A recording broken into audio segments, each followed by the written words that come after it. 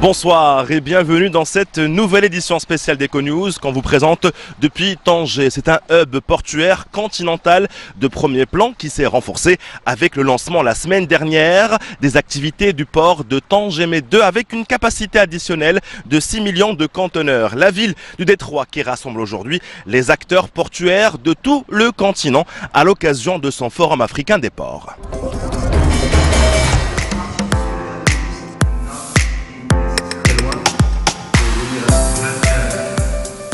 Aujourd'hui, les infrastructures portuaires sont un maillon essentiel pour permettre à l'économie africaine d'atteindre sa vitesse de croisière, un accélérateur de l'émergence économique et des ports de nouvelle génération que les pays africains déploient sur leur façade maritime. Pourtant, selon les participants à ce forum africain des ports, plusieurs défis doivent encore être relevés pour booster cette nouvelle dynamique portuaire. Et en la matière, Tanger-Med, ce complexe portuaire et logistique, s'érige un modèle. Reportage Mohamed Najib et Saïd Fakher.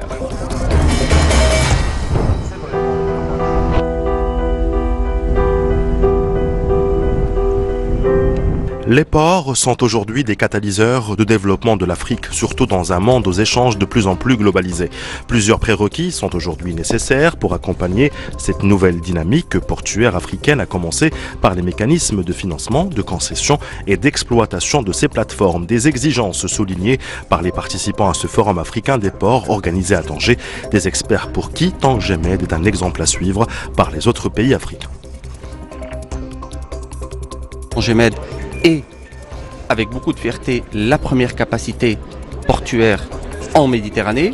Et je rappelle également que Tanger-Med, depuis plus de 2 ans, a un rôle leader en Afrique, puisque nous sommes le premier port à conteneurs en Afrique, devant le port de Port Saïd, sur le canal de Suez, et le port de Durban en Afrique du Sud. Donc ces autorités portuaires, plus d'une trentaine, viennent pour partager cette expérience. Vous savez, la stratégie nationale 2030 portuaire, c'est une stratégie, en plus de la stratégie maritime, c'est une stratégie qui veut rendre le Maroc dans le futur proche, à moyen terme, comme un hub, non pas seulement méditerranéen, mais aussi africain. Et dans ce sens, effectivement, on est en train de réaménager un certain nombre de ports qui sont déjà là pour les agrandir, mais aussi, il y a les nouveaux ports qui vont venir.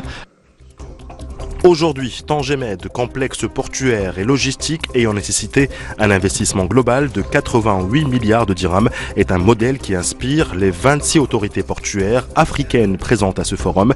Des experts qui s'accordent à dire que les infrastructures portuaires sont une condition sine qua non pour l'émergence économique des pays africains.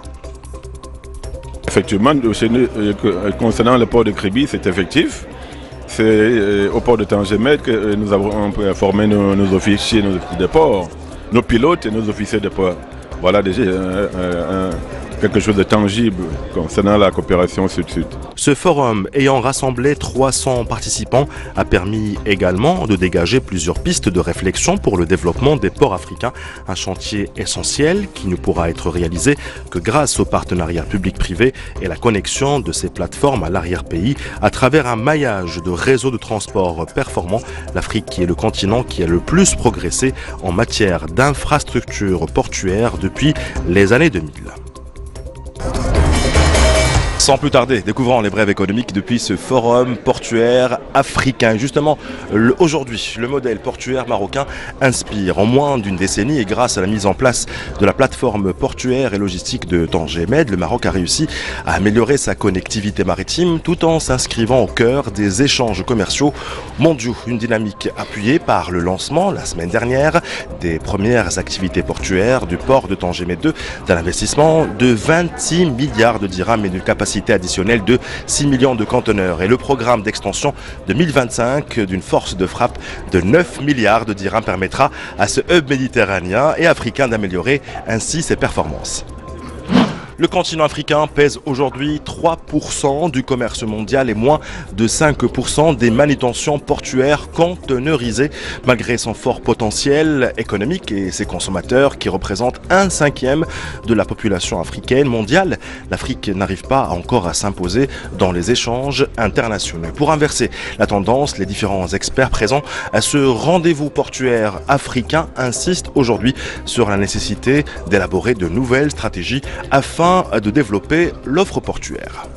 Les ports en Afrique, ces passerelles commerciales sont aujourd'hui utilisées pour exporter des matières premières. À lui seul, le pétrole représente 40% du flux sortant des quais maritimes africains. Et pour s'inscrire durablement dans cette globalisation des échanges commerciaux, les différentes autorités, les 30 autorités portuaires présentes à ce forum africain, prônent à ce que l'Afrique diversifie son économie pour exporter des produits à forte valeur ajoutée en capitalisant sur son industrie émergente ainsi que la transformation de sa production agricole. 80%, c'est le chiffre qu'on vous présente ce soir depuis ce forum africain des ports.